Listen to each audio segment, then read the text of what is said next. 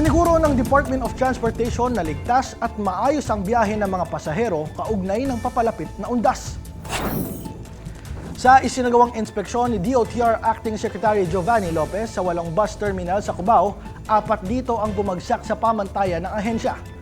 Kabilang sa mga nakita niyang paglabag ang mga worn-out tires ng isang bus ng Jamliner, kulang sa pasilidad ang Dagupan Bus Company, expired permit ng DLTBCO at kakulangan sa tamang upuan ng Superlines Bus Corporation. Dahil dito, inatasan ni Lopez ang Land Transportation Franchising and Regulatory Board o LTFRB na agad parusahan ng mga bus company na hindi sumusunod sa safety at terminal standards.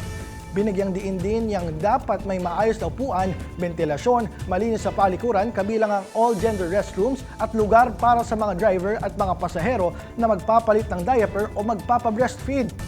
Samantala, pinuri naman ni Lopez ang Victory Liner, Viron Transit at Alps Bus Corporation sa kanilang maayos na terminal facilities, higit lalo ang mga terminal na tumutugon sa pangangailangan ng mga senior citizens at persons with disabilities.